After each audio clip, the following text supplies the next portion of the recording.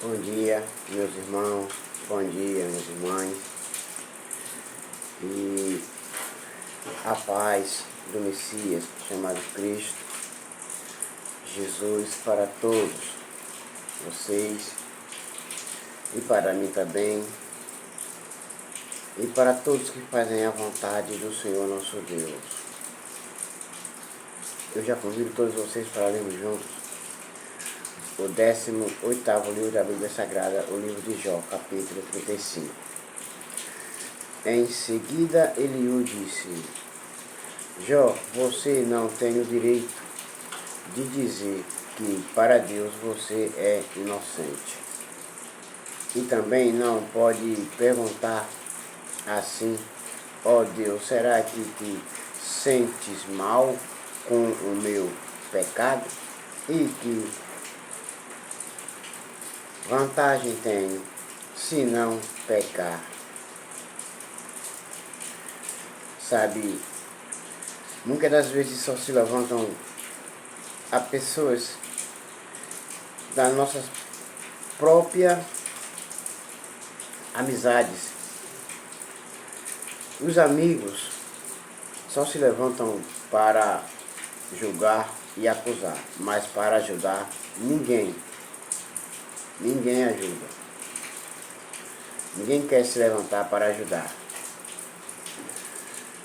Porque Jó nunca pecou contra o Senhor nosso Deus. Jó, ele sempre foi fiel ao Senhor nosso Deus e obediente.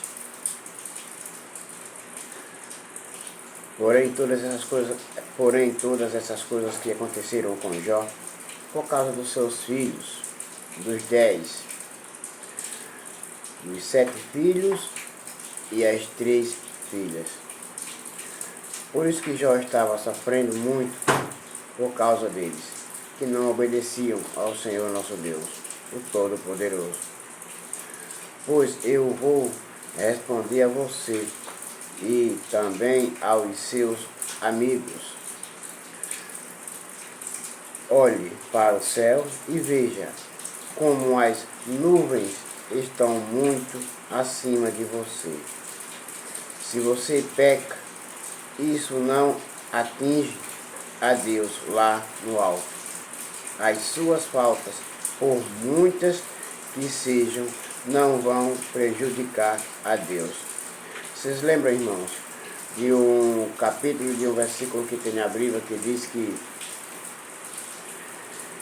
Deus ama o pecador, mas se aborrece com o pecado que ele comete? Esse Eliú está mentindo.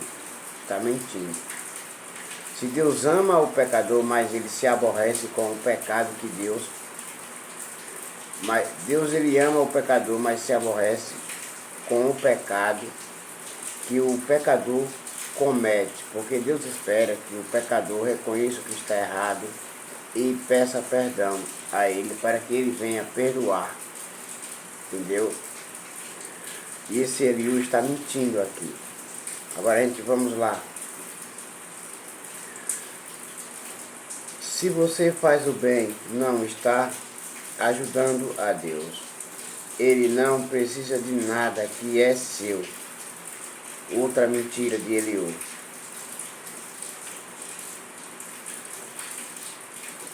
São os outros que sofrem por causa dos pecados que você comete. E também são eles que são ajudados quando você pratica o bem. Os homens, quando são perseguidos por todos os lados, gemem e gritam, pedindo que alguém os livre das mãos dos poderosos. Porém, não voltam para Deus, o seu Criador, que lhe dá forças nas horas mais escuras. Eles não voltam para Deus. Eles não voltam para Deus, que os torna sábios, mais sábios do que as aves e os animais. Eles gritam por socorro, mas Deus não responde, porque são orgulhosos e maus. Mas é falso dizer que Deus não ouve o que o Todo-Poderoso não vê. Mas é fácil dizer que Deus não ouve o que o Todo-Poderoso não vê. Não há nada que ele não veja, porque ele vê tudo, tudo, e sabe de tudo, e conhece todos e vê todos. Jó, você diz que não pode ver a Deus, mas espere com paciência, pois a sua causa está com ele. Só podemos ver a Deus quando nós nos arrependemos de todo o mal, de toda a prática que praticamos. Porque Jesus, ele conta isso. Ele conta isso. A nova cidade e a nova terra, a nova Jerusalém que descerá do céu, como uma esposa atraviada para o seu esposo, isso é, Jesus de Nazaré. E no meio da cidade está o trono de Deus e o trono de Jesus.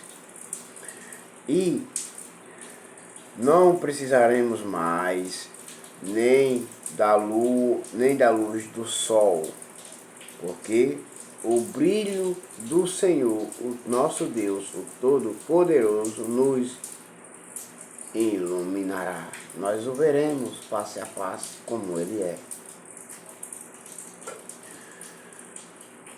Os que não podem ver e nem vai ver são os que não se arrependeram, são os que não creram no poder do Evangelho, são os que não creram em Jesus Cristo, o Messias. Essas pessoas não o verão, porque ele conta isso, que o nome daqueles qual não foram escritos no livro sagrado de Deus é porque foram lançados no fogo do inferno. E então, meus irmãos e minhas irmãs,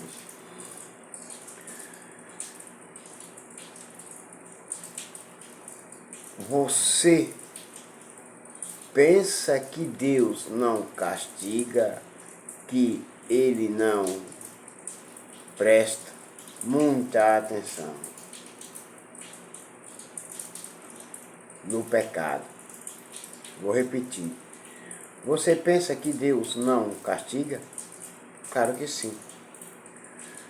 Porque lá em Apocalipse, capítulo 3, versículo 19, ele diz: eu corrijo e castigo todo aquele que eu amo. Sabe, muitos querem estar diante de Deus impunes, mas não vão ficar impunes. Tem que dar de conta de tudo o que praticou, do que fez, do que cometeu. Ninguém vai estar diante de Deus impune. Tem que dar de conta o que praticaram, o bem ou o mal. Porque Jesus, ele conta isso. Ele conta: breve eu virei com o meu galardão para dar a todos, conforme seja o que tenham cometido, o bem ou o mal. Se praticaram o mal, vão receberem o castigo eterno, o fogo do inferno. E os que praticaram bem receberão a vida eterna.